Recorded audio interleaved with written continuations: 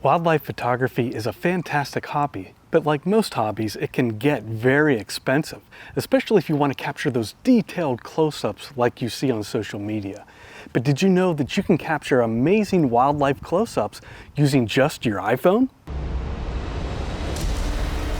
Yeah, not like that. It's important to note that you want to maintain a safe distance anytime you're photographing wildlife so you stay safe and the critter does too.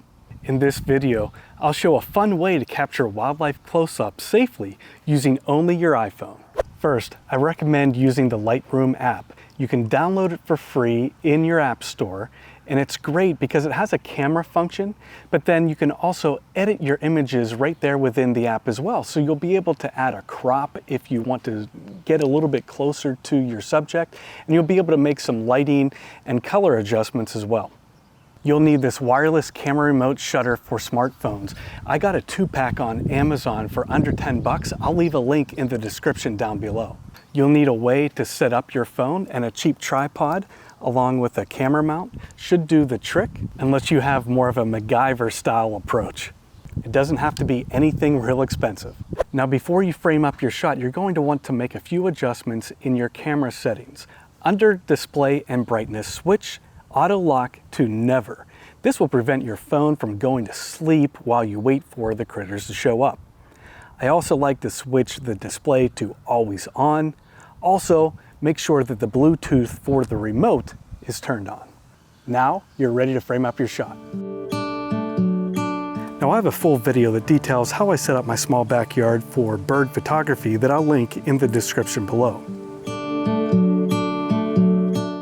I just set up my iPhone, and within just a few minutes the woodpecker came exactly where I had the camera positioned. Let's go check and see what we got. Wow, it's positioned pretty good. I think we got some pretty neat shots.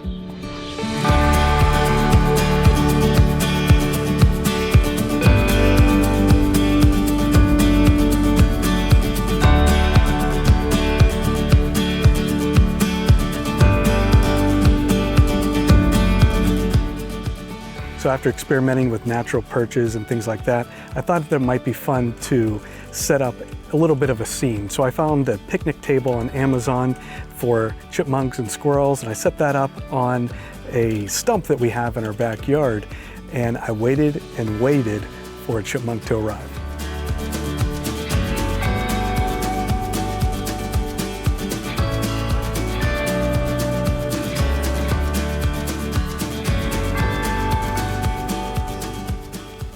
So he finally came to the stump with the picnic table set up. He was here several times, and I came out one time as he left to go take the seeds back to his home. I left one time and adjusted my shot.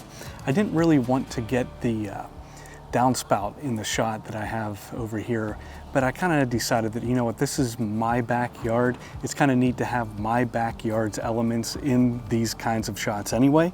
So I didn't worry about it, and I just framed it up a little bit better, and hopefully it worked out. So I'm gonna take a look and see what we got.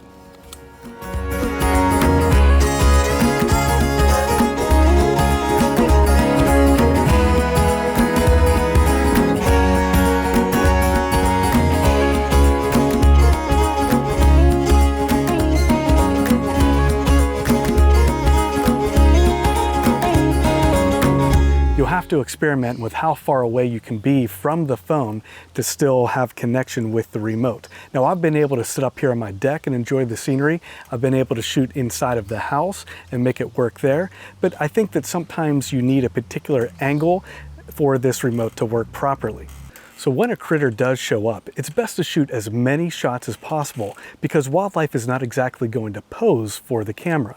So have your remote ready, tap away and shoot as many shots as possible, and then you'll be able to pick the best poses and shots from that shoot. You don't have to post them all. In fact, I recommend that you don't post them all or edit them all. Just pick the best ones and use those.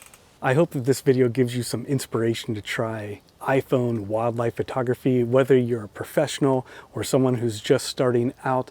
I've spent a lot of time outside here, and it's just a lot of fun to capture something a little bit differently. And as I've said, this is a cheap way to give wildlife photography a try, and you might be surprised with how good the results are and how much fun you have waiting and watching and observing the wild world around us. Until next time, God bless, and we'll see you in the next video.